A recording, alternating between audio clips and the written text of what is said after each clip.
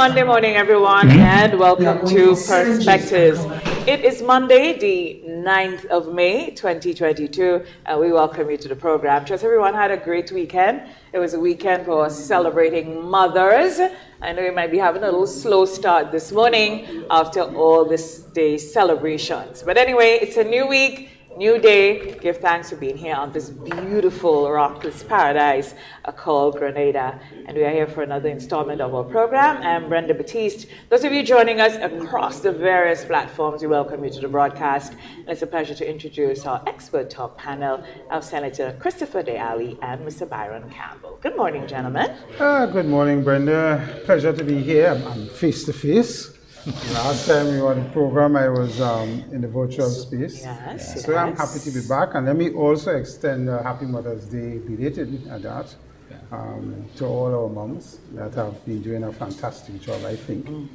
And, you can never, as a matter of fact, we celebrate Mother's Day on one particular day, but I think every day is Mother's Day for me when it comes to the work and what our moms do and the sacrifices they make. So I know kudos to all of them that have done so well and continue to hold the mantle and guide us through as friends and as children and all that needs to be done on that front, Byron. So I'm happy to celebrate them. Good morning. Morning all. Good to see you back. Of course. Nice shirt. Thank you very much. I'll send the credit where it belongs. I don't want to comment Good on the morning, shirt Mrs. Campbell. Morning, Mrs. Campbell. And Mrs. Deali too. I have to check in to make sure they had good Mother's Day. But of course they did. Right? Good. But on the Mother's Day issue, seriously, we celebrate, one day, but I agree with you, Chris. It's every day. It's every moment. When you look at the sacrifice, the dedication of women play, around the world, Grenada certainly. But I want to point out a particular set of women that particularly those that are single-headed household mothers, that they have like it's double for them, and every day it's hard work. It's amazing how they do it. So I want to congratulate them. I want to celebrate with them. Certainly. So it's a moment for this when we bring it out. I think it's if you were looking at it like a job, it's a really hard job. It's a thankless job in most instances, and it's a job where there's no retirement. But some of us, Chris, some of us could be my friend here. I don't know, was flat out on the weekend. All the concerts, all the calypsos, the reggae stars. There's a little tint in her voice. Oh gosh, a little husk, a little rasp, because I was screaming for Taurus Riley at the Night of Love, and I was screaming for Wizard and Spice Basket and Scholar and Beast and Inspector and everybody else. Listen, yes, I was out for the weekend. As they say around these parts, I was out like wet clothes. Two of us was out for the weekend. Her out was quite different to mine. Clearly. I was off island. She certainly was. Right, you were in beautiful Barbados. Well, I was in beautiful Grenada in the hot spots, right? And it appears the shows came out incident-free. And they were awesome. No, they were. So that's very good. They were awesome. Great attendance at both. I mean, it was just great just being at the National Stadium, having a Night of Love back. I think I mentioned to Judah at one point, it felt like the early days when he started the concert and we were just getting used to it because the sound of the live band and the big sound and the clean sound, and Taurus Riley was just out of this world. It was good. And then at the Spice Basket yesterday, it was Calypso. And, we just had a great time. People still really love Calypso. Well, it was really good. The context in that only the area is that our cases are rising. Well, it's a nice segue. Because we're socializing more. Right. I mean, we're really out like wet clothes. And when wet clothes out and it starts to dry, let's hit one another. So it start interacting. So what's the implications there, Chris? To me, the implications is productivity in our private sector and other workplaces. The sick leaves. Because you're going to have, people are not getting sick to the point of death or major, but you're hearing a lot of people testing positive, feeling good, doing okay. I suspect most of them are vaccinated, those so forth, and those not, still not suffering significantly. But for us in the private sector and other public sector places, when you get positive, you have to stay home at least 5 to 7 days. Yeah. Yeah. 10. 10. 10, yeah. It's a long time. That's 10. almost 2 yeah, weeks. that's 2 weeks. Yeah, so 10. it will affect us from a product. It's It almost is getting affecting like, us. Yeah, it's almost like when we had the one that was taking us. Chikungunya. Yeah. Chikungunya was taking us out Yeah. and significantly affected productivity Yeah. across Yeah. all workplaces. Yeah. That's what's happening. Yeah. It's really Yeah. hitting productivity Yeah. pretty So hard. it is- In terms of the public health impact, it is not that negative. As you say, most Yeah. people are turning up with, things in their throat and so on. It's not much Still one or long. two people dying, huh? Yeah. And there are in a 6 way. people in hospital, yeah. So, I mean, it's one of those things we still have to manage. Yeah. I mean, as a personal issue, I still wear my face mask in public as much as I can. Sometimes Yeah. I do, And of sometimes I course, do. some of us in the private sector, our policies have remained in the use of face masks on premises. Yeah. Premises, yeah. So, I mean, some of us still. And even trying if to- I was out like with clothes, I took a corner in the places there. Okay, your social distance. Out at the night of love, I had a corner. All right? I had don't a yet- corner. I don't yet have the I- comfort level. Out at the spice for the large basket, gatherings. I And sat the for quite a grocery. while. Yeah, I Yeah. still am a little bit Yeah. concerned too. Because when I went to Vaughan show, I forget myself. I ended up right up in front of the stage. I was up in it, according to Boise, and then I look around and I'm like, "Ah," and I started back.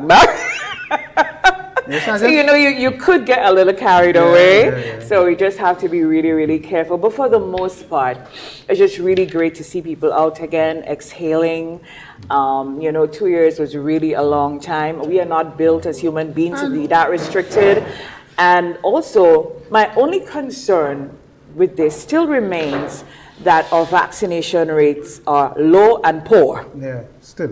And so there's still, you just don't know. You know how viruses operate, right? We don't want to end up with our own special strain.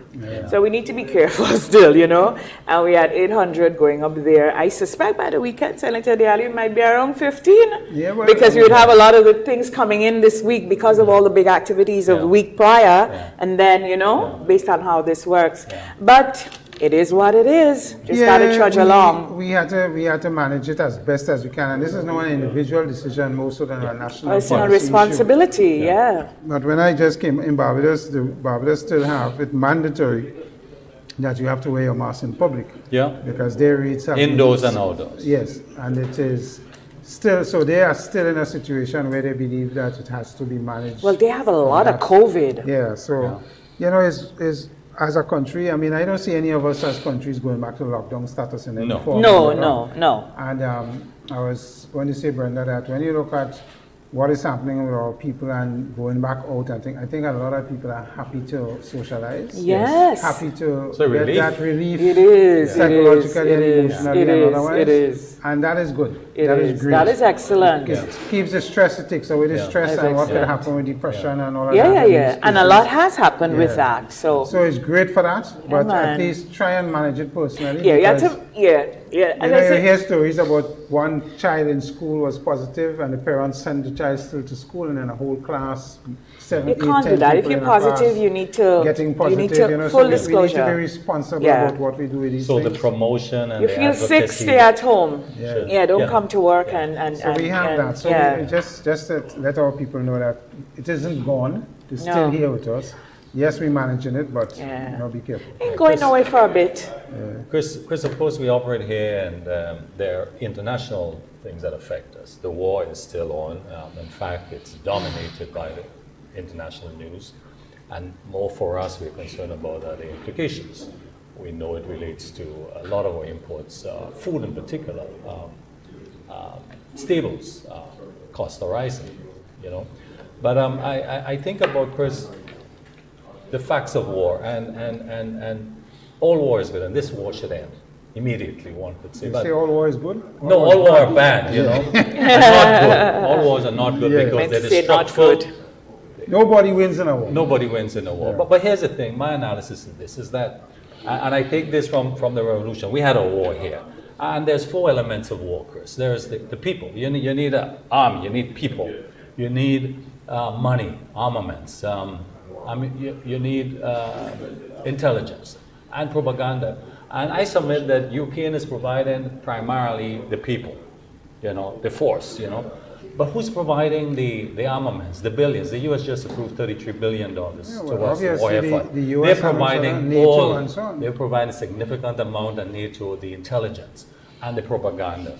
So I wonder, what is the interest of NATO and the U.S. to end this war? Is it in their interest? Of course, $33 billion is important for the U.S. economy. The armament industry is on a boom, it's a rise. So there's the economic aspect. And I wonder to what extent that the NATO and the U.S. is fighting a war against Russia. Are we going back into a Cold War? Are the objectives to diminish Russia's power? I wonder about where are the forces to end the war?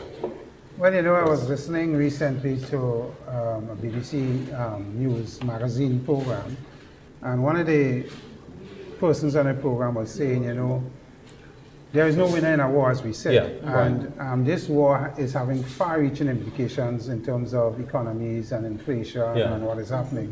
And I think the IMF and the World Bank just announced that the economic outlook for 2022 is going to be subdued due to this war, and growth is going to be subdued in particular. So it does have international proportions, but the issue is, how is this war going to end? And is there an end in sight based on the players? So you have Mr. Putin on one side that is very focused on what he wants to achieve, and then you have the rest of the world on the other side that is believe that what he's doing is not the correct thing to do. But in most wars, you will have a lot of diplomatic efforts happening in the background to try and end it, and a lot of mediation, and a lot of things happening in the back to try. This one in particular don't seem to have that, and that is it quiet, do you think? Are there secret talks? You're not even hearing about any kind of talks or any envoys being dispatched, because the rhetoric has gotten to a point where it's very polar. And it is very concerning, because when you listen to Secretary General of the UN, who tends to understand that you need to have that discussion, he seems to be very, very concerned as to where this is heading, and the length of time and the casualties that we're going to have, human and otherwise. So it is very concerning from that point of view, and for us, of course. The implications is shortages. High prices, and that will continue. We're living it. We're living it. And I mean, in my industry and in a lot of industries, logistically getting stuff to Grenada, you could get, but it is so unreliable. You have a container that's supposed to come this week. They drop it there, leave it. It takes 2 weeks, 3 weeks, and so the cost is in the background now. We have to overstock. To prepare to supply customers. So if I used to bring in a container of cheese, I might have to bring in 2 containers of cheese. But where storing the next container? So we had to get additional storage. A lot of that is happening in the background. So when your operating costs are going up. And when customers see prices going up, not only from cross-border increases, but we have other operational issues where increases are happening, and it's difficult to manage and not pass on some, because if you don't, your businesses will suffer, and at the end of the day, staff will suffer, and the ordinary person will suffer. It's starting to feel like the issue is really not the issue with this war. Because when you examine everything that on the Russian side, and then you examine what the world players are saying, it seems like somewhere in the muddle there, what it is really lost, and it's starting to feel like the issue is really not the issue, and it's really impacting the world negatively. Countries like Saudi Arabia and China and so on, who are big. India also. Who buy a lot of armaments from the USSR and the Soviet Union, and they are not as adamant to do certain things as the other Western countries and Europe. So you have a lot of international shifting of the players and the knobs, and it's really, for us, the longer it stays, is the worse it becomes. And is there energy implications? Because if Europe, not if, but when they cut off all supplies from USSR, from Russia, they're going to get it from somewhere else. And the other obviously the underworld is now strengthening the underworld. And the other significant thing about this war, it's pushing environmental issues to the back. Oh yes, well. And that is an emergency that we have now in the world. When will we get it right, So it is really concerning from that point of view. And we head into hurricane season from next month. That's correct. And we have to also be careful. 3 weeks. Actually, we had something that just formed a little off the coast of Africa. Yesterday. Yesterday. So here it is now. We're getting into that emergency type environment, and we have all these stresses with supply and demand and logistics and so on. complicate our lives even further. Yes. Talk about shifting though. Let's land the boat home. For the last 3 weeks, we have seen lots of things have been forwarded to me. All these headlines about the RGPF. No. RGPF. Yeah, he gets excited with the politics. You miss me, right? You miss me. I know. Right, so we'll go there soon. But we go in there kinda, because I think when we get to the RGPF, you might find our way segueing into the big P. Right, so we've had these national stories coming up about issues in the RGPF. We've seen that fraternizing and sexual harassment and so on. Questions about many things that are appearing in local print media more than anywhere else. Your thoughts on this? Have you reviewed it? Have you, I was telling Senator, I was saying off air that I think the RGPF has some plumbing issues. Yeah. Yeah, it seems like there's a lot of leaks. Around the place. And the leaks seem to come from some main arteries of the pipes. Yeah. So we need some special. My view is that sexual harassment of any type is not something that you can condone. Absolutely. And support in any form. Nope. And we know we must understand sexual harassment happens both ways. It's not male to female only; it's female to male as well. That's true as well. In an organization, military and paramilitary rank is an important aspect of that organization and the management. And officers in a higher rank to junior officers will impart orders and impart probably other things that may be interpreted one way or the other. So we also have to be careful. But I want to say first off that when you look at who heads the RGPF and the personalities are there, I know from personal interaction with these gentlemen that they are extremely highly professional and well qualified. And I don't believe, I won't put my neck on a block for anybody, but I certainly won't believe that they will condone anything like that. And then the other part of this issue with sexual harassment in the police force is that how is that impacting the operational efficiency of the force?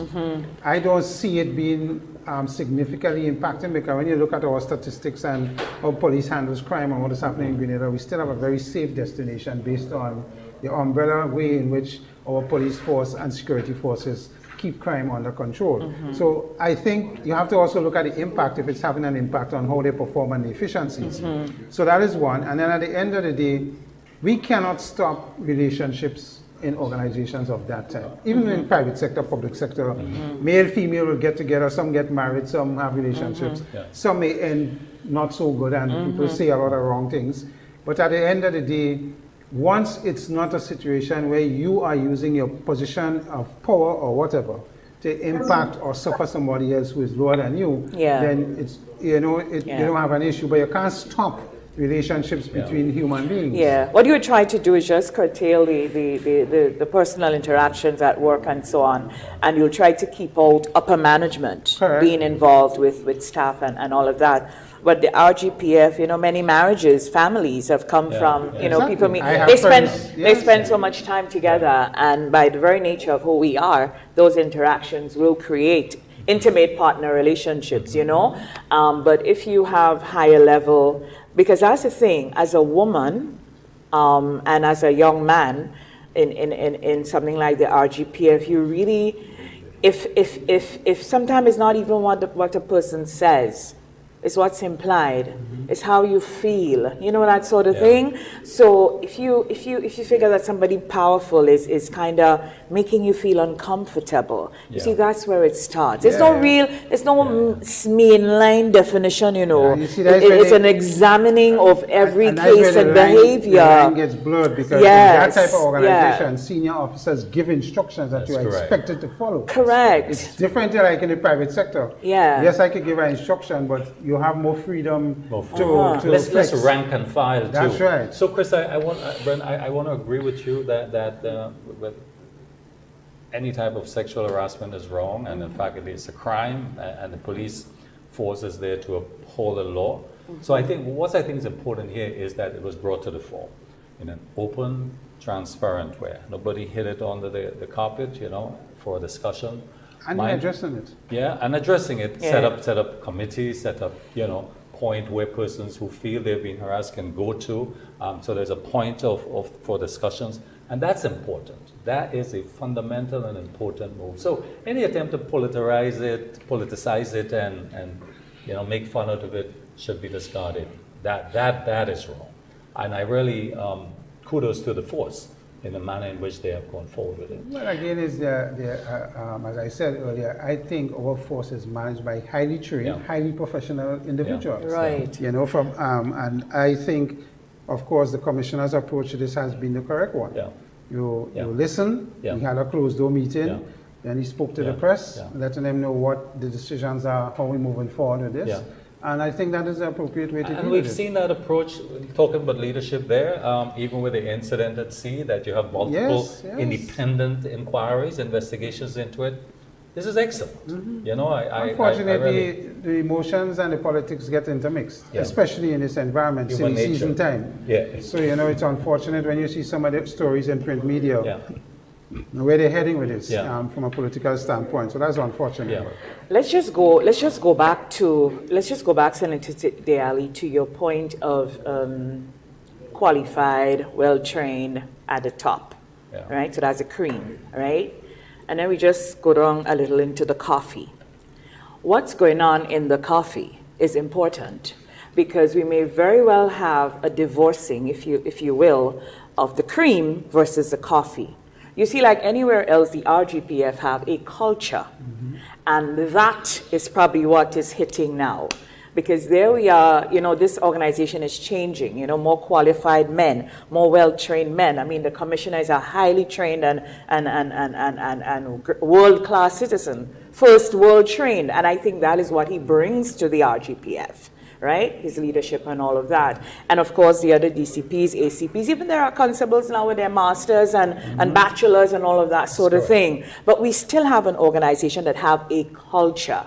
And you see, the culture may be just, you see? So we need to get on a course where we are moving here. And that is probably part of their challenges now. The reality is they come from a historical culture of the police force, you know. We know in local parents, anywhere police officers transfer, they have kids here and so on. So you come from that kind of sexual police orientation. Officers, they serve the nation in every way. Yes. And to change culture is never a simple thing. No, it's human behavior. And it's going to take a time. It's human behavior. As you say, as you filter down and you come 2 steps down into the organization at the supervisory level, at the inspectorate level, assistant inspectors and sergeants and so on. That is where the challenge becomes. How to ensure that the policies and procedures that we put in place to deal with this is constantly enforced and looked at, and they're trained to deal with it. Absolutely. Don't underestimate the importance of training also. Training and coaching we saw is some important. incidents where, you know, the emotions, and they're human beings, they can get emotional, they can react. So that training and professional development, capacity building should be constant. And I think also, you know, we need to give the importance and the respect to the force, and from the state level in terms of their facilities, the level of accommodation and working environment. We have to look at this and ensure that they have the right amount of resources to do the best job possible. But I agree with you, Chris, the leadership here is professional. Let me tell you something, Byron. You know, when you look at what has happened in the force in the last 5 years, and the digitizing of the force, you know, I am always impressed. You know, years ago, you go into a police station, they sit down between a big diary, in front of a big diary, to take now information. You Now everybody, Listen, you know, it is amazing. I always point people to how we have this. transitioned as well. I always point people to this simple thing. Years ago, when a police shows up for an interview on camera, you're normally cringing, or you have some little funny thing to take away. Not anymore. When any officer steps to a mic to speak, to present, you know, it is professional, it is fluid, it is, you know, and that just goes to show how they, and that's why I say, you know, you might be moving academically, but you're in a whirlpool of things that, you know, it's not aligning, so to speak. And at the end of the day, yes, there are ranks, yes, there are qualifications, but we're human beings. And what you're really managing is human behavior. And that's where your point of training and coaching is so important, because what science, training, reinforcement, coaching does is that when you have your visceral human reaction to something, it reminds you, I need to delay my reaction time and go into what I have been trained or thought to do. And it creates issues for us, Brenda, and even outside of the police force. Sometimes our women and our men don't know how to interact with each other because of all of these sexual harassment things and processes and so on. Correct. So I see somebody I like, woman, and she wants to give me a signal that I'm interested, but she can't do it at work, or she's afraid to do it because if she winks she eye for me, she might say, Jesus Christ, I might be called across, and vice versa. So it becomes difficult for ordinary humans to interact in this It new really environment. does. It really because does. You and I know from when we were young people how we did certain things and so on. So it is a difficult environment for the men and women of today, whether it's in the police force or otherwise, to get, give signals to each other that there's interest one way or the other. And in the digital space, it's tough. And even harder for you men, because I think people into things now where they share voice notes, they share pictures, they screenshot. You really have to be careful, because when you're sending a text, remember, all I have is the value of the words you are saying to me, and I may receive it in a particular way. I am not there with you to see your eyes, to see your reaction, to figure, okay, there's feeling they're trying something. It's a feeling you're just getting. It's a feeling. It's not all you're just saying, you just get a feeling. So I'm not there, right, I am not there to witness that. So you just have to be, because it's crazy out there. But before we leave the RGPF, do you believe, all right, do you believe for any, and in any small way, that there is a concerted effort of destabilization? It's probably targeted at the top brass and maybe lands at the feet of the commissioner. Well, do you believe for a minute? Because you see, there might be all of this happening to get to this target, eh? So do you believe for any minute that we have this going on? Let me answer it this way. In any organization, in mine in particular, if there's an issue, the boss takes the rap. Because the boss is head the one honcho that has to ensure that things are done in a proper way and so on. So it will fall at the feet of the commissioner. What is important is how the commissioner or any person in leadership handles it. And how they... Is he a target though? What they put in. You will always be a target. Always. He's a leader. Yeah. And they will target you whether it's politically or otherwise. His job is highly political as well, so you know there will be some of that. But at the end of the day, it's how you handle the current issue and what you put in place to deal with it going in the future. Right. And I think he has done an excellent job, and it shows his professionalism. And based on the information in the public sphere, because remember I said it's a plumbing problem, a lot of leaking going on. Do you think he should be concerned about his inner circle? Of course.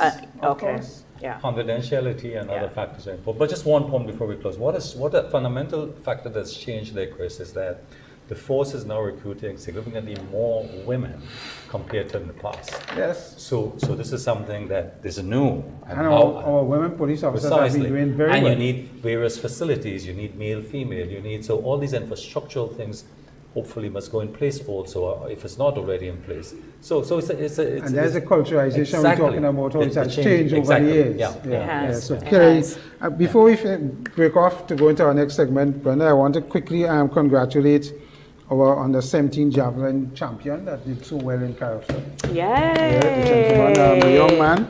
It seems as though when it comes to these events, discus and javelin field events, that we seem to be excelling. And I thought that was something that we quickly needed to mention, that he has made us proud in javelin and gotten gold, so that's something we look forward to as he develops. Absolutely. Absolutely. Anything you wanted to bring up in the politics? Because I know. Well, it's been a quiet week, Chris. Certainly a weekend, Brenda. But I think coming. Politics needs to take a break. I mean, we had to go on here. The only singing we wanted was Taurus Riley, not politics. But Chris, again, I ask you this question every week: are you holding firm with your date? I am. Date being I think Prime Minister is going to announce the solution of Parliament this week. That's my. What happened? Yeah. You went to buy him or something? Yeah, yeah, yeah, yeah. All it was I roasting just- corn. What was no, going I on? wasn't here, so I could roast corn. I ain't believe that.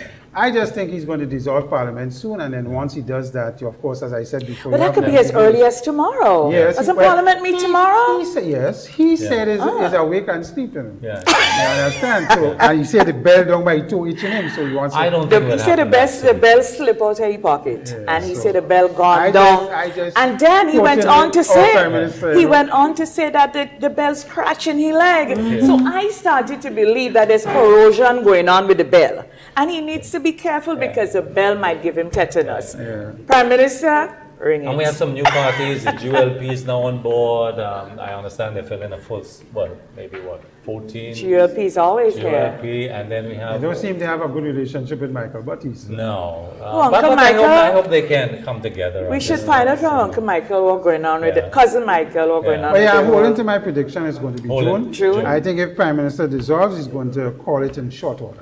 In short order. Like That- 3 that weeks. is my- 21 that days. is Yeah. my- Let's see what happens tomorrow now, That is my because take. Yeah. we keep predicting all kind of thing the Prime Minister will do, and he probably was just laughing. Of course. Probably just say, watch That them, is- quote that him. is- that is his right to do that, to laugh at us. Laughing, Yes, like you may say, hey, I'm to We had an them. opportunity to not laugh, you know. We had an opportunity to have To a the set date for elections, election. and But we we, turned see, it down. in this, we seem to be forgetting that. You know, when I hear Yeah. people as be like, warm to them. We turned it down. Alzheimer's, yeah, dementia, warm to Yeah, we them. turned it down. I We mean, turned they say vote no. Even It's for the it's name kinda change, exciting in carriacou this to method, Martinique. I mean, Yeah, come on, well, come on, come on, Great come on. talking points for you and I. Exactly. You all love the politics. There are some candidate launches this week as well. I think Nimrod Oliver, NNP Northeast, Yes, he's having Thursday. one on Thursday. And I'm not sure, but I think there might be one in St. Andrew as well Yeah. for Mrs. Emmeline Pear, Yeah. Annual and Bain But we still have a Hospital. number of, we have Yeah, it could be- Northwest. could be quick, man. South, Northwestern launch yet? no. No, neither so. Wait, so South. why do waited so long to launch a No, I candidate? don't know. Yeah, but I mean, So- at the end of the day, that could happen in a couple days. In a couple You days, could in a bring them couple together. days, in a couple If days. Prime Minister calls it in short order and gives them, say, 21, 30 days Yeah. after he Yes. dissolves, Yeah. then you have enough time to do everybody and pep Exactly. up the momentum and Right. raise it. I mean, My, I'm not a politician, my but preference is strategic. for this to be quick. I'm tired already. Before Carnival, yeah. I'm like, tired. let's get Yeah, it we over need with. to just Do it. spread and let go in peace. We will come back there, Byron. Let's go. Let's go. Anyway, we have a very, very, very interesting conversation this morning with one of our most esteemed Grenadian.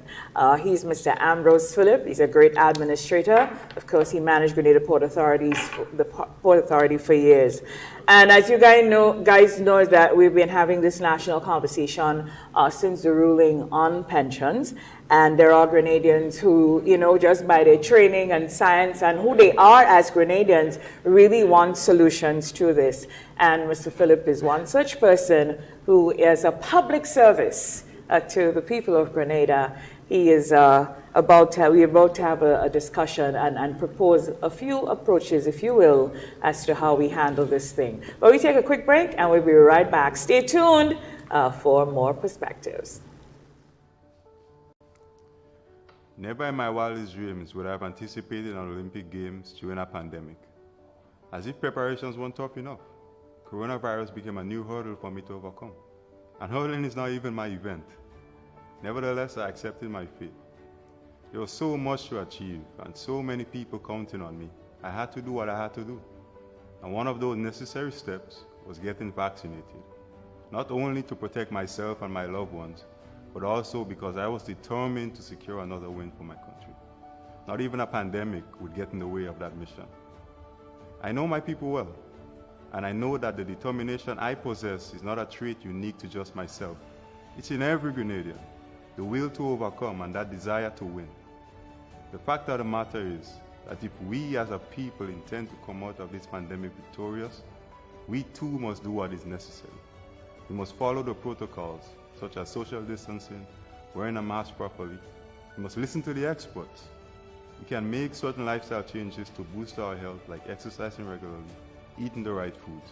And also, we must strongly and absolutely consider getting vaccinated against COVID-19 and its variants. As someone who is vaccinated, I feel confident in being home, being able to participate and run again. And that's my dream, to see families running on the beaches again, to see children running on the playgrounds, shopkeepers running their businesses, bus drivers running the roads, and the love and happiness running through the heart and spirit of us all Grenadians. There's no one solution, but if we take the necessary steps, we will get back on our feet and we will get running again. Welcome home.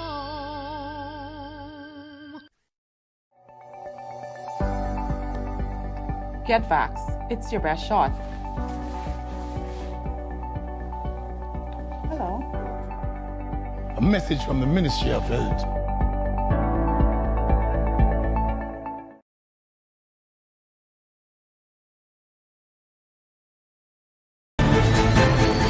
Welcome back to Perspectives. If you're just joining us, welcome to the program. So this morning we have a presentation, discussion, if you will, of a great Grenadian of, great, so many things, great accolades in administration, in issues of economics, agriculture, sports, just name it. And one, Ambrose Philip, will stick out. So we are having this conversation on the pension dilemma and the possible approaches. Mr. Philip, like all other Grenadians, this is really occupying our space. It is truly a national issue, as we all will be impacted. So he has sat down and come up with a couple of approaches that he would like to present in the national space for us to think about and so on. And just how these are the approaches to pay and the requirements that each party will have in this. And of course, by extension, we are a party, so we should be interested. Coming from Port of Spain, Trinidad this morning, we say a pleasant welcome to Perspectives once again to Mr. Ambrose Philip. Good morning, Mr. Philip. Thank you very much, Brenda, and thanks also to your co-hosts, Mr. Diari and Mr. Campbell. First of all, allow me the latitude to make a comment or two on the dialogue that existed before between Byron and Diari about the war one and about the situation with our police force and this matter of sexual harassment. I share Mr. Diari's view that we do have a professional police force. But Diari made one observation of policemen having a reputation for serving, literally and figuratively, the various stations that they have operated in. But we need to look at more than that. The objective reality is you talk to the medical profession, talk to your district medical nurses, talk to your district medical officers, talk to your magistrates in the various districts, and you will see that we have a sexual harassment problem in Grenada. Yeah. So it is not a matter of the police alone. Police is a reflection of the broader society. Yeah. And there is a sexual harassment problem in Grenada, not just the question of obtaining sexual favors without the consent of the other party, but also the question of incest. The question of incest and domestic sexual relations, it has been an issue, right? And it is something that we must live up to our face. Yeah. In fact, it is not dissimilar to rum drinking. Grenada has one of the highest rates of rum drinking, not in the Caribbean, in the world. Yeah. That is the objective reality. Yes. Going back to the matter of the war, sometimes I'm inclined to say, boy, this is them people war, don't get involved in it. However, for those of us who have been tutored and have been raised in what you will call the West, you will see that there has been a concerted effort on the part of so-called Western powers, the European Union and the North American powers, to ensure that Russia is settling. Put yourself in Russia's shoes. What has happened in the Donbass and that region of the Ukraine close to Russia is something that the United States itself would never have permitted. Remember that going back to 1912, I think it is, there was something called, and there is still something called the Monroe Doctrine, in which the United States has basically said, this area is my area and no dog bark in this area. Yeah. You can recall 1961, 62, when the Soviets attempted to put missiles in Cuba. The reaction from the United States now was no different from Russia's reaction to the expansion of NATO since 1997. Imagine the Russians doing some accommodation with Mexico to place missiles or to place arms on the border of the United States and Mexico, and the reaction of the United States would be not dissimilar. In fact, the records show that since 1997, 13 or 14 former Soviet Federation countries have joined NATO. NATO has expanded eastward to the very borders of Russia. And all of us sit back and say, oh, Russia is the aggressor, and this and that. All Russia has been absent throughout this whole exercise is for the Ukraine to give an undertaking that it would not join NATO. What do we have now? We have the United States pumping billions of dollars in arms, the United States and the European Union pumping billions of dollars in arms into the Ukraine. A straight case of a proxy war being fought through the UK. Yeah. In any event, that is not my topic today. We certainly need to expand more on that one. But it really is a pleasure to have you this morning, Mr. Philip. Really appreciate. I missed one point, Brenda. I missed one point. I was saying we need to learn from the lessons of the past, go back to the Second World War, go back to even our own difficulties here in 1974. And when you have these kinds of disruptions, the question of import institution comes to mind. This is an excellent opportunity for us to revisit the matter of breadfruit flour, to revisit the matter of corn, to revisit the matter of green peas and dry peas and things like that. Question of import substitution, particularly where food is concerned, and particularly where you can produce crops that have shelf life. Your yam, your tanya, your dry peas and stuff like that. It is something for us to look at, and maybe our Ministry of Agriculture is looking at those areas. Right. Thanks. Import substitution, that sounds like a progressive move indeed. Thank you for that. So the pension dilemma, possible approaches. I know that you have sat down and come up with quite a few things that you want to share with us in the national interest. We appreciate and thank you for doing that. So take it away. Okay, Brenda, thanks a lot. Let me make some general comments first. First of all, this pension dilemma is not a government dilemma. It is a national dilemma. And all of us need to recognize that. Why is it national? First of all, this pension issue has already passed through 7 or 8 different administrations. What do I mean by an administration? I mean the group that is in power or takes office after a general election. So this pension dilemma has passed through the interim administration. It has passed through the NNP under Blaze. It has passed through the NNP under the 4 or 5 NNPs under Keith Mitchell. It has passed through the NDC under Tillman Dobbs. It has preoccupied every government since the revolution. So while the current NNP may have served for most of the period, the problem is not one of theirs alone. And if tomorrow the elections were called and the NDC were to win, the NDC could not walk away from it. So it is a national issue. It affects everybody. Correct. As a consequence of that, I also think that we need to develop bipartisan approaches to dealing with this thing. The government over the last week or two announced a committee to look at aspects of this business. I don't know to what extent that committee is regarded as being impartial, as being neutral, or as taking all interests on board.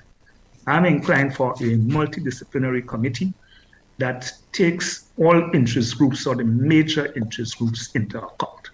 Who are the major interest groups at this point in time?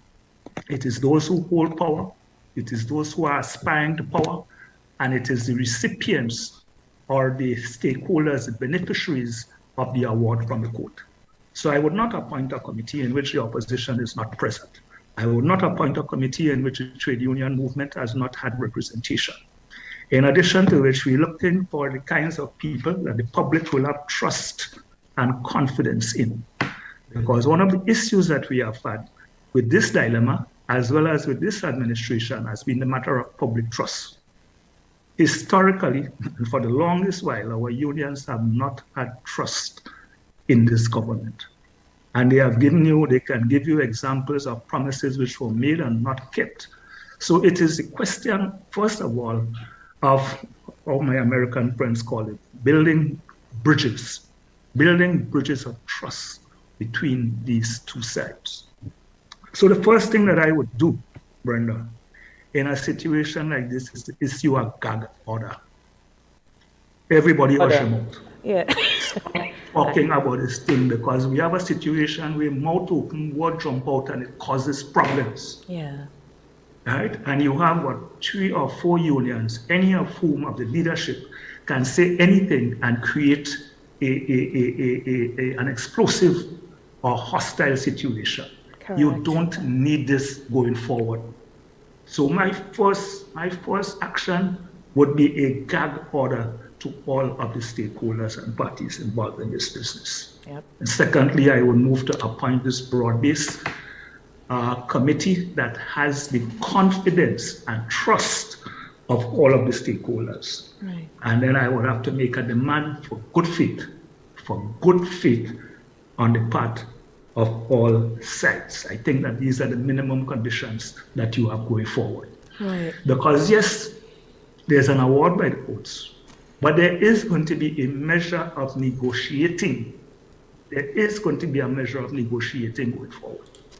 I do not believe that nobody, not even the most rabid union member or the most diehard NNP supporter or government administrator, could entertain in their minds the possibility of checks being doled out for the full amount tomorrow, next week, next month, or even next year.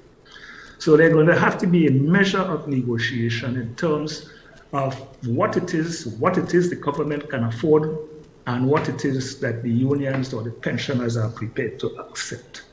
Of course, there is the research to be concretized and to be concluded regarding actual numbers. I have heard figures ranging from $450 odd million all up to approximately $1.5 billion.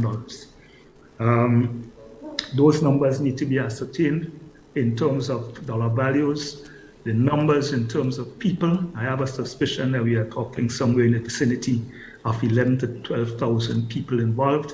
Oh. These numbers have to be ascertained in order for a roadmap to be developed as regarding well, it's not compensation, but restoring to these people what they were theirs. On that note, let me raise the area of the mass of the people by saying, had it been I would have appealed the court's decision. Why? The normal course of litigation is that there is a final arbiter. It is not the court of first instance, it's not the court of second instance, it's the final court of instance. I would have gone all the way to the Privy Council with this. I don't know if them 2 or 3 white judges would have wake up tomorrow morning on the wrong side of the bed and rule in my favor. But it would certainly have postponed the burden and dilemma which has been placed on this nation overnight. And therefore, I regard it as being irresponsible of the NNP not to have pursued that particular line. And this is a case, in my view, of the NNP having put politics in front of pragmatism. We all know, and we have known for quite a while, that we are in an election mode. And it is certainly not going to do the NNP any good at polls to have said to the workers involved, we are appealing the court's decision. But I believe in the national interest, it should have been appealed, because even in the Prime Minister's presentation 2 or 3 weeks ago, he did indicate that the government side had some difficulties with some legal legal aspects Of the of the judgment. decision. Yeah, correct. All right, and had it been the first year after the election, I have no doubt that this matter would have been appealed. Nevertheless, that's the decision taken, and we have to live with it. So, where can we find this money? I do not share the view that this money is easily borrowable, so to speak, and that this money is going to result in a financial windfall and transformation overnight. I do not share that view. Yep. Had it been so easy, then we would not have been worrying about the national debt over the past 6, 7 or so years. Mm-hmm. We would not have been worrying about the debt to GDP ratio, which has been worsened with the advent of COVID and the lockdowns and the disruptions that we've had to the economy. In other words, the question of making borrowing some as an easy solution is not a straightforward matter. In addition to which, I do not know how many private institutions would be able to find the kinds of monies that government needed for this. And if the government, in fact, would satisfy the criteria that private institutions need to be able to advance these kinds of monies to government. Right. Critical. It therefore means that you're probably talking about some multilateral institution, most likely the IMF or the World Bank, to be able to do some kind of long-term arrangement along those lines. However, when you look at the doleouts that you have got from the IMF and the World Bank, you're talking about what, 5, 10, 15 million US dollars now and again. You're not hearing anything like $100 million, just like that. And if we're talking about the first round of the cost ladder, we've been hearing about $450 odd million. We are talking of approximately 125 million US dollars in that regard. So I don't know that the borrowing in that regard is as simple as that. I think that there are 5 or 6 possible sources of monies. I have not been able to do estimates as to what they will yield in terms of being able to satisfy this debt. First of all, I believe that the debt has to be satisfied by a combination of cash and other assets. What are these other assets? I am talking, first of all, about the creation of a land bank. And I do believe that the government still has at least 12 estates in the various parishes and various parts of the country that we can probably look at in terms of creating a land bank. If you look at current land sales, there's almost nowhere in this country that you're going to find land for less than $10 a square foot. Yeah. $10 a square foot translates into approximately $250,000 per acre. Given the sum that we're talking about, probably up to $1.5 billion, we are probably talking in the vicinity of 4,000 odd acres in terms of satisfying some portion of that. So can a land bank do the trick, or can a land bank contribute? The land bank does have certain transformative properties in that the beneficiaries of the land bank portion of a payout are probably all in their 50s, 60s now, are not likely to be too active, but they will be able to pass these on to the next generation. And if we put the infrastructure in place to support the efforts of the next generation in ensuring that we just don't pass on land that remains forest, but that the land become productive entities, maybe we can have signs of a transformation in that regard. Secondly, there are a handful, and literally a handful, of state-owned enterprises, I call them SOEs, that are profitable. First and foremost is a national lottery. Second, up to the last report I saw, was the Grenada Ports Authority. Third should be the Gravel and Concrete Corporation. I have not seen a financial statement from them for a long time, but as far as I know, they should be able to turn a profit on the basis of their activity. I am inclined to put a 2 to 5% tax on the sales or services supplied by these corporations, and that can be earmarked specifically earmarked for that particular fund. Again, not having precise numbers, I cannot tell you what that is likely to yield, but I believe it could make a contribution towards the cash payout that the government is going to have to make at some stage in the game. Right. Thirdly, I go back to George Brisson's debt service levy. We all ranted and raved about it, but it was introduced, and it was introduced for a temporary period of time. I believe that something along the lines of the debt service levy needs to be reinstituted again, and it targets this particular outlay that the government has had to make. However, we need to that is going to be a little problematic, because we have to bear in mind that the government has been woefully slow on responding to the recommendations of the actuarial reviews of the National Insurance Scheme. And one needs, if eventually the National Insurance Scheme's contribution finally moved from 9% to 11% a year or two ago, even though it was temporarily suspended at the advent of COVID. It is now at 11%, 5 and 6, but it still has a ways to go. Right. And the other aspect of that, about the question of the early, or not the early, but the later retirement for pension purposes, is something yet to be addressed. Now, when you are facing an unemployment rate in excess of the official figure of 27%, and in excess of the figure most of us believe, probably 40+%, it becomes very, very, very difficult to say that people must retire later.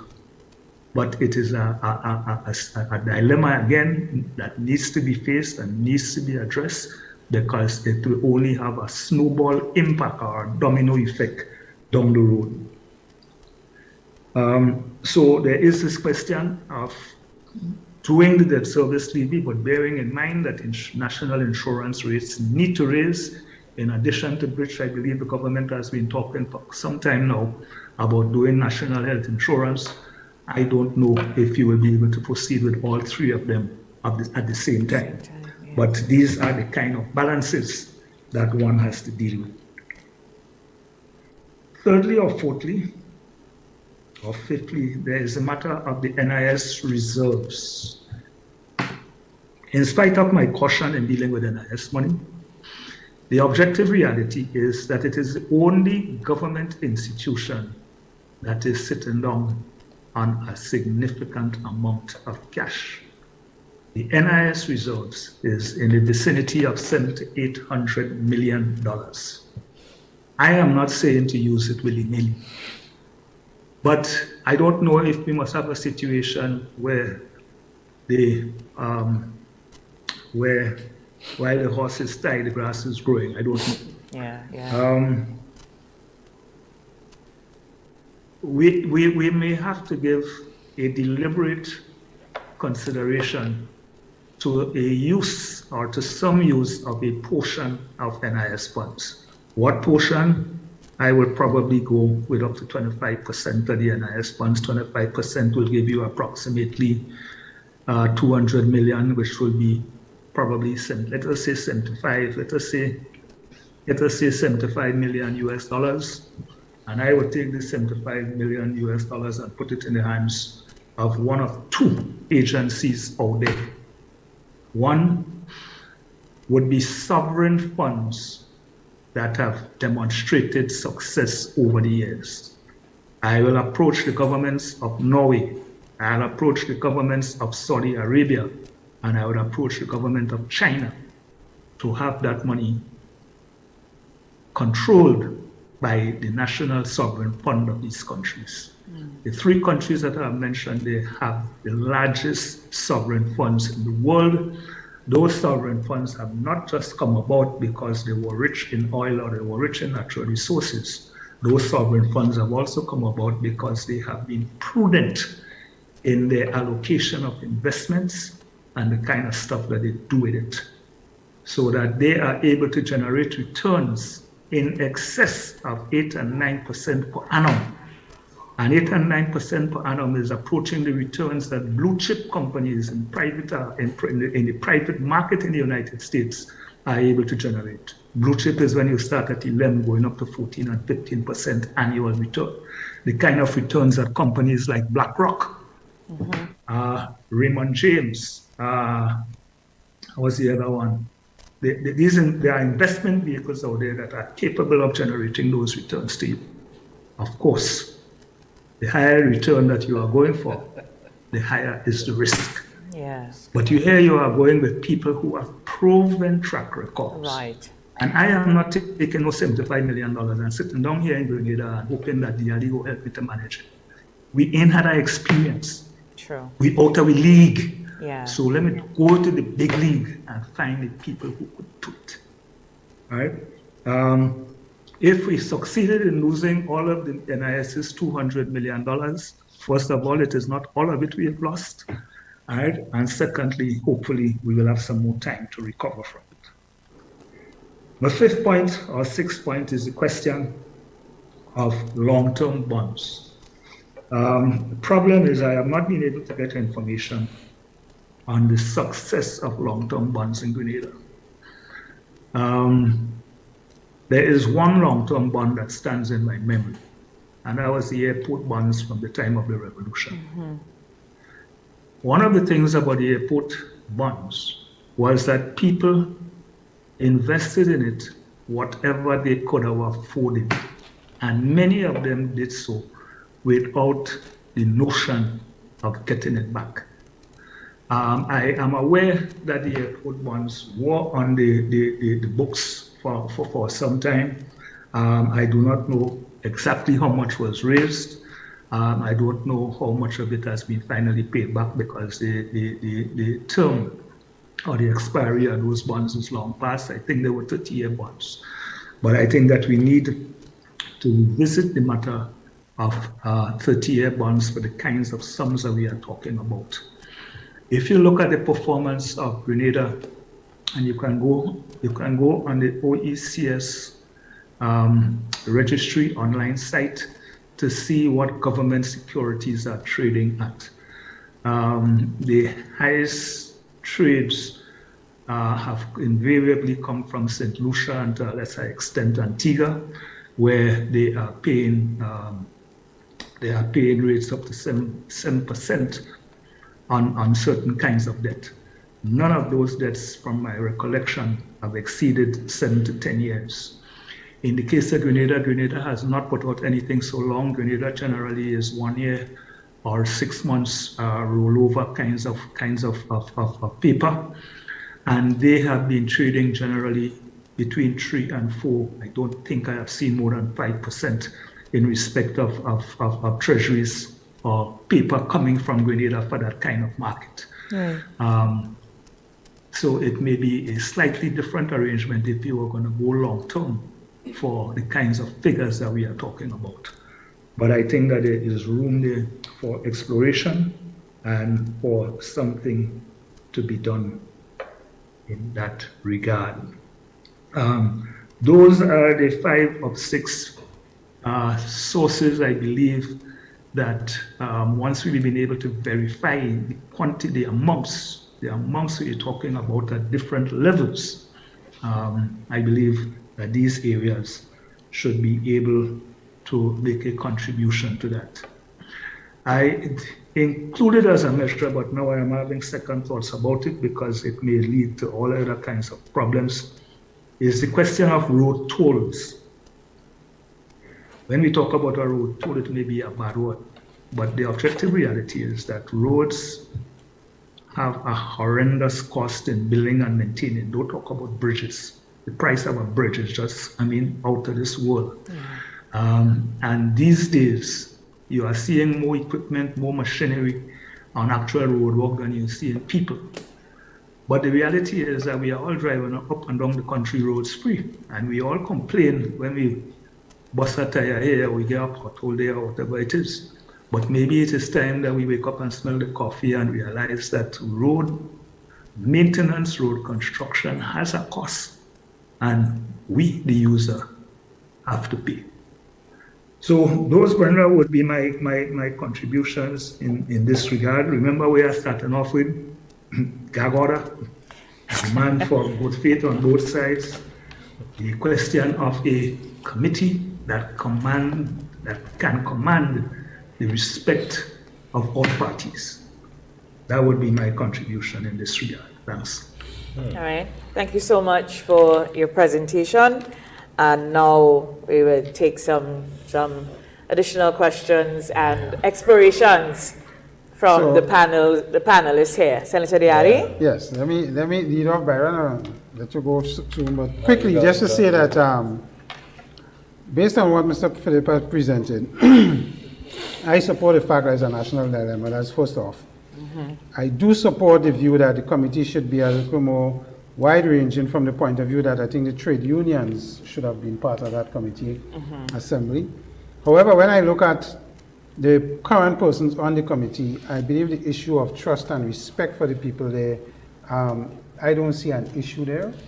And I always believe that the upper level committee of that nature is fine. You may want that committee to develop committees at a lower level that could explore and be of a wider range that Ambrose is speaking about. So I think there is room for that development still.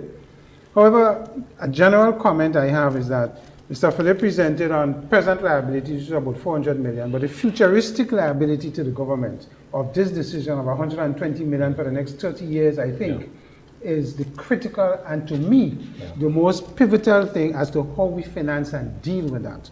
And I know I come back to the fact when I spoke about this initially that the issue of taxpayers meeting this burden is what it is. Government is not a place in the sky with these guys who have to find this money. This government and we as a Grenadian people have to foot this bill. And Ambrose mentioned tax measures and other measures, clearly indicating that we have to foot this bill.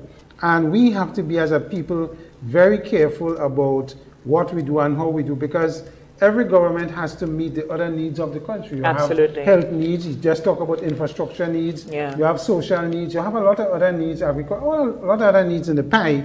So there must be a certain balance as to how we go forward and what we do.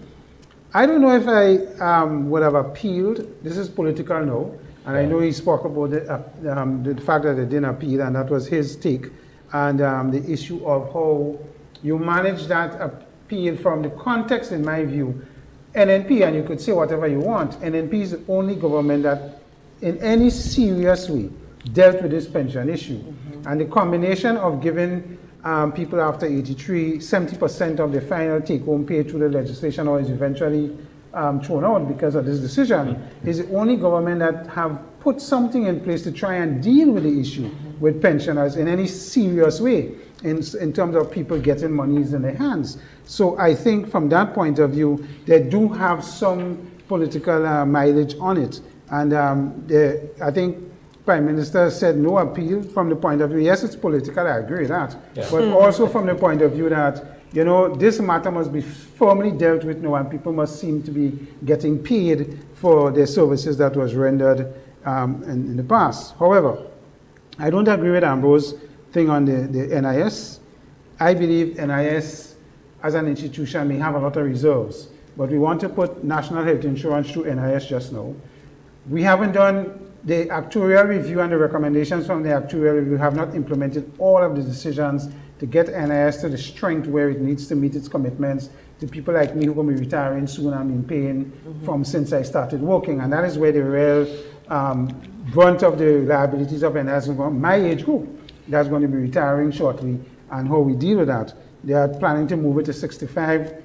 As far as I'm aware, that decision has not been fully implemented. So there are a number of things that NIS still, I think, needs to be done, and unless we crunch the figures and understand from an actuarial point of view of future commitments that NIS have to meet, I would leave NIS alone. Again, he spoke about the debt servicing levy. I suppose it's something to be considered. We got to pay for it somehow. The SOEs and how we tax the SOEs is something that could be explored. We do have, but remember, when you're looking at taxes, you have to weigh that against the context of the burden of taxes overall on the people as a nation versus the return, because the more you tax people, the more it may look regressive, and you may want to say, how do I escape paying some of these things? And I hear Ambrose about port authority charges, and we have one of the highest port charges in the world because of the labor situation on the port. So do we want to go there again? So these are things that we need to look. I think, though, I support the idea of the sovereign funds issue. Yeah. I think that is an Brilliant. excellent suggestion and something we could explore, even with the World Bank and if they come in to Brilliant. assist in this way. Yeah. The long-term bonds is something that also I think could be considered, because this is generational. Yeah. It has come from generations that have not had, and it will proceed to generations beyond the current yes. situation Oh, yes. that we Oh, have, yes. Oh, yes. because of the nature of it. But what I didn't hear Mr. Philip talk about, which I'm interested to hear, is the futuristic part of this liability. So let's go to him on that. And the 120 million, no, I want to ask him how he sees this affecting the constitutionality of our arrangements now between Right. private sector and public sector workers and NIS commitments under these particular legislations and regulatory framework. Because here we have generally a contributory scheme in pension arrangements across private sector firms and other firms. This is a fully funded arrangement by government.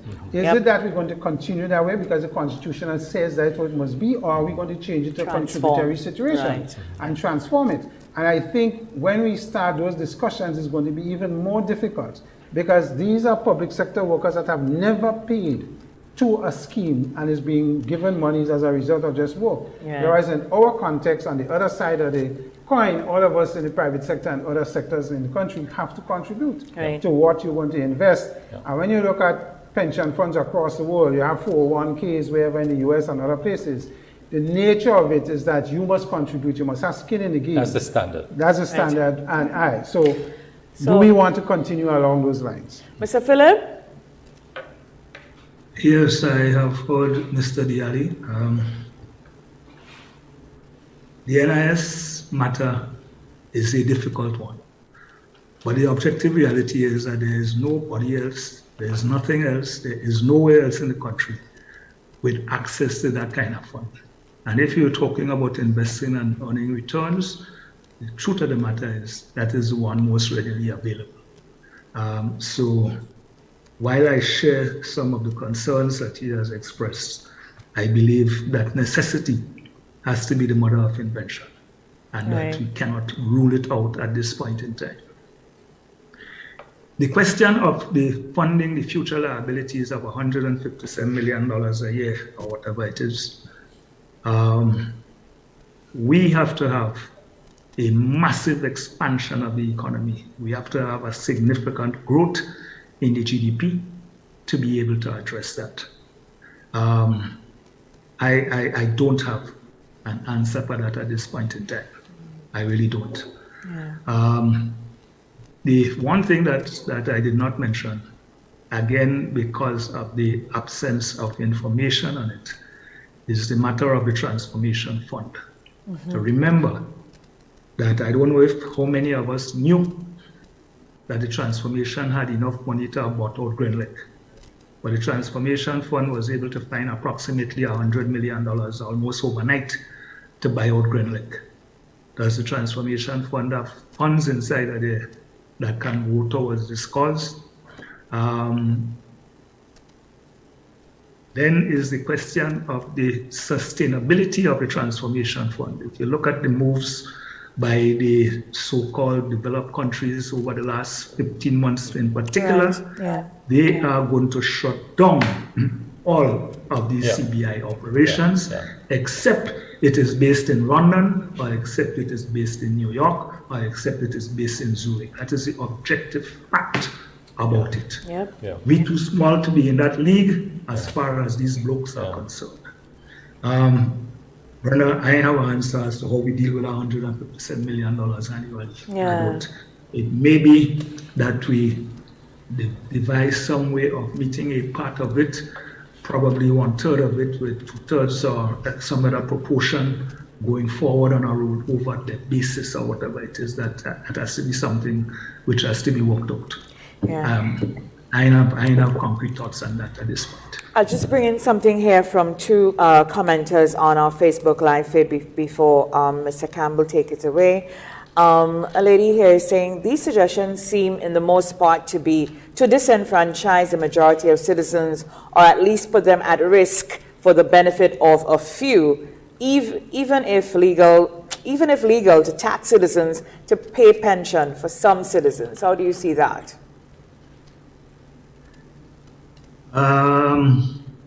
May I ask the individual, what is the alternative?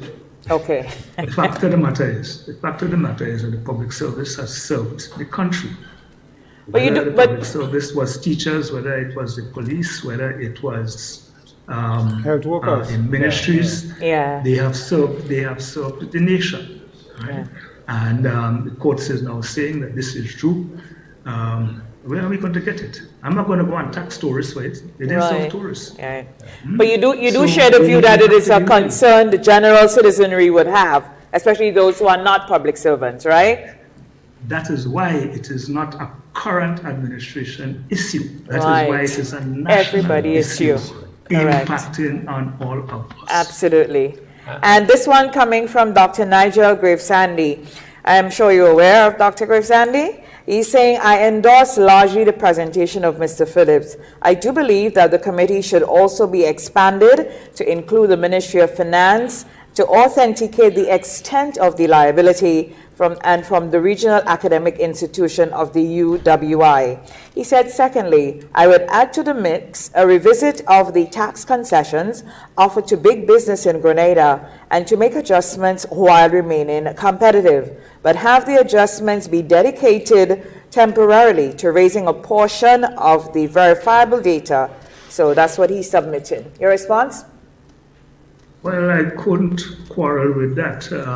To be honest, my own experience is that government has been too lax in affording concessions and more than lax in monitoring concessions. Right. You cannot have a concession to, like the SGU, for example. The SGU seemed to have had a concession to build residences on the campus. I wouldn't have given them that leeway, because we have seen what accommodation has done to the South. We've seen the bursts of creative and economic activity that people who were able to rent to students were able to do. I wouldn't have given them that concession. And in addition to which, apart from having the concession, is the monitoring of that concession. If you have a concession to bring in 1,000 board feet of lumber, you must not be able to bring in 1,100 and find a way to sell 100 for other things that are not, for things not associated with that particular project. So again, it comes back to the question of the efficiency, right, and efficacy of the mechanism for collecting for taxes and for government and payments for services that the government provides. Great. Mr. Campbell? Well, Ambrose, excellent presentation. I mean, for the first time, I'm hearing the conversation is moving to the direction of where is the money going to come from? Where are we going to find the money? It's not whether we agree to pay or not. That's not the issue. Settled. Where are we going to find the Yep. money? Yep. And the bottom line, too, is that it's a national issue. It has to come from the taxpayers, from the citizens of the country. That's where it's going to come from. Ambrose, you made one of the sources you pointed out, and I mean, I like your thought process. You're going everywhere. You're thinking outside of the box. This is important. But you touched one area which left me a bit nervous, Ambrose. That is of the using the question of a land bank and any approaches at all to use this as a means of settlement. Why am I nervous, Ambrose? I think the question of land investment has to be more thoughtful. We are still without I know it's in the making, we're still without a national land use policy that is known, that is I'm worried about that, Ambrose, and I'd like to know why you choose to go in this particular direction. What's attracting you there? Byron, there is a view that the national accounts should be computed differently. There is a view that national accounts should look at assets of the state. In other words, is Fort George an asset? And should Fort George be on the balance sheet of the government? Is Granatang an asset? And should Granatang be valued and placed on the books of the government? There is that view. If you're taking it from that view, then you don't have a problem with a land bank. We've had a situation, I share some of the concerns you have about land. We have a situation where land prices in Grenada now are on a marathon of their own. All right, well, in fact, it's not a marathon, it seems to be a sprint of their own. Yeah. Ever upwards, constant upwards. That's what it is. All right, we have no controls over it. We have been talking, you and I, Byron, have been talking about land use policy and so on since the days of the revolution. That's right. Yeah. Our last intervention in that regard, I believe, had come from the OAS, but we didn't seem to have carried it too far. Yeah. All right. So the question of zoning and so on, I taken it as a de facto, whatever exists now is the de facto situation. I ain't going beyond it. But the objective reality is, you drive around this country, especially since Ivan, and look at the amount of lands we have under Wakanu, under vine, and under bush. Bamboo. Yeah. And oh no, don't talk about bamboo. That is the objective reality. And a number of these have been government estates. All right? The truth of the matter is that I don't want to accuse government of mismanaging, but it is not far from that what has happened with one or two of the estates that have been divested and cut up. One was Belvedere, and I know about Belvedere because I was involved in Belvedere during the revolution and after the cut up. And they were cut up into 5 and 7 acre lots, right? They were assisted by the NIS, right? But nobody assisted people with farm plans, nobody assisted people with working capital to ensure that there were viable production units on the 5 and 7 acres that were farmed out in Belvedere. Look at our friends in Grand Bras. Total disaster where you ended up there with a bunch of chiefs but no Indians. Yeah. Right? Yeah. That was one of the government's divestment efforts. I believe we could do better than that. We can do better than that. And I do not know that, I tell you, I estimate it's going to be about 4,000 acres to put towards this thing. I do not know that the whole 4,000 or so acres is necessarily going to be for housing alone. Yeah. I would expect a significant portion of it to be for agricultural purposes if we put the mechanisms in place to assist people with farm plans, to assist people with working capital, and to assist people with the marketing or disposal of produce. One of the principal reasons that our marketing board has failed, and marketing board has failed, is because it has remained a buyer of last resort. So farmers only go to the marketing board when you can't get a better price anywhere else. Right. That's the reality of it. All right? And we are not encouraging or forcing farmers into contracts at a fixed price, a price which is above the production cost of the goods, so that there is a return. We are not doing that. And we have a situation where the average farmer, ordinary farmer, regards the word contract as a bad word. No contract wanted, no farmer want to hear about contract. Right? Look at the Nobody in reaction. Grenada wants to hear about So contracts. when you start talking about liberalizing the tree crops, liberalizing cocoa and liberalizing nutmeg, look at the reaction that you got to it. Yeah. So it is going to be a lot more difficult when you are dealing with smaller plots covering a broader range of production. Do you know we have supermarkets that individually are importing containers of farm produce every week individual supermarkets. I'm not talking about, like how you have a country code that imports the bulk of your cold storage. Not all, but the bulk, certainly 75+% of it, right? Where you have every supermarket in this country is importing its own 40-foot or 45-foot container every week with lettuce, cabbage, tomato, celery, and some other. I ain't even going to the exotics. I'm not even going to the exotics. Yeah. I hear you, Brian. You're going to need another program.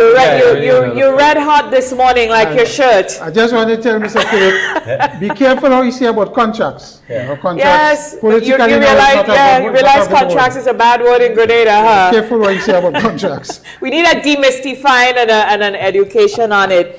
But listen, Mr. Philip, we would really like to indulge you in a part 2. We need some expansion of this, so we are proposing, a part 2. Yeah. We are proposing on air, live this morning, that we engage you in a special perspectives prime. We want you in studio. I want to be looking into your eyes. We want to feel your energy. And so when you get back from the land of the hummingbird, we shall have a conversation about how because again, I would really like to commend you for doing this, going public with and you're putting a lot of work into this.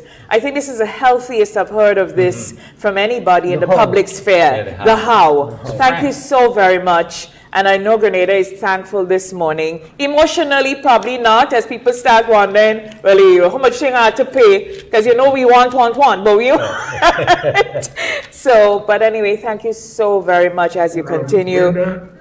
Brenda, there's only one thing I will say in closing is that our people need to think more. Yes, rather than react. All of us react. Mouth open, word jump out. Let us think more. Yeah. It may very well be that we come to the same conclusion. Correct. But it may also be that we come to a slightly different conclusion. Yes. And while I know that I have been regarded in many circles as being confrontational, adversarial, and so on, as Mr. Diali will tell you, my mediation exposure has taught me to put myself in the shoes of the other side. Empathy. Put yourself in the shoes of the other side and see how far you could walk in it if you could walk at all. Absolutely. And that's why I support fully your gag order principle. I just think we all need to just delay our reaction time. Yeah, every time I watch a TV and I see a talking head, I'm like, shut up already. Absolutely. Yeah. I didn't say I support that, but I fully support that. Yeah, gag order, absolutely. Inflaming passions without any real solutions being offered. Thank you so very much. Talk to you soon. And I'm sure Grenada will be buzzing this morning. Yeah. Thank you. You might get a phone call, Yeah, we need you. We need you. Don't worry from who. It doesn't matter. Have a great day, and thank you so very much. Get back home safely. Take care. All right, bye-bye. Wow. Yeah, stuff. Our great minds come up with things, and that is why you must support the idea of expansion of the committee. And as I say, it don't must be the central committee, but lower down. Yeah. And I think that is the way to go. Absolutely. Ambrose is Ambrose. I mean, he was very good this morning. I have to ask him about the beard, I'm thinking of where it's distinguished. It's distinguished. Distinguished. No, I mean, fresh ideas, new ideas, and I said before, I just like the approach, how we focus on how we're raising the money, how we going to get the money, how we get the productivity, we need expansion of the economy. But the point is you have put out some thoughts there. Absolutely. That's the points that we have not heard. Because what we have not had, gentlemen, is a dispassionate discourse on the matter. We are hanging on to many things. Tabancas of the past, emotion of what is, politics just pervading. It is not. It truly is a national issue. Yeah. So when I see people on Facebook telling people, shut your mouth, that's not your business, you're not a public servant. Hello? Who paid for it? Exactly. No, we can't. You see, so, and the thinking and so on, we really need to, the narrative has been too murky And we really need, this has been really sobering. And that's what we need to move forward on this discussion. And the blame game. Yeah, make it really sobering. Yeah. Yeah. So it's been quite a long morning. Yes. Thank you so very much. Appreciate it. I know you're low on energy because the Mother's Day was woot, woot, woot. Yeah, she's showing, I can't say that is pattern. She's showing TV at me to see what she did. Oh Lord, I'm a long line fisherman. I hope we'll have a bit more in politics next week. Yeah. And yeah, we'll Well, engage Mr. If Prime Minister dissolves Parliament this week, then they sit. Trust me, we're going to have a lot more politics We next will week. have, I mean, you know us. We can't sit still. Somebody won't We say haven't something, spoken do about the something. preparation of the PU yet, so Yeah. that is something we need to touch. Are we going to be speaking to politicians though? We should, of course, we need to be putting politicians, you know, put them on, I want to talk to the put them producer on. about that. But Yes, absolutely. I mean, we don't fully decide. support We don't that. decide, but I mean, it's Probably we could bring in PU on one of the programs. Yes, to they look at their definitely need to come in, preparations. yeah. It'd be nice to have a call-in with the PEO. Yeah. So if the supervisor of elections come in, so the public can kind of ask their questions Yeah, Mr. of them. Moran, Yeah, yes, yeah. yes. Because there are Something to common consider. questions and because you we know. must have confidence. Yeah. There, you know, so we need to know what's happening. And not there. only that, for them to demystify a lot of things. Because every time election come around, all of a sudden the election office become this big boogeyman. You know, because people just getting a little, you know, too crazy. So Way to go. it'll be good to do that. Thanks a lot. Have a great week. Until we meet again, we'd like to say thank you to our producers. Of course, our camera person this morning, Kirk Oliver. Kirk did our camera and some audio. And Nathan Benjamin for your professional streaming services. Blondell George, our director. And our executive producer, Mr. Richie Oliver. For Senator Christy Alley and Mr. Byron Campbell, I am Brenda Batiste for Perspectives. Have a great day, everyone. Have a great week. Bye-bye.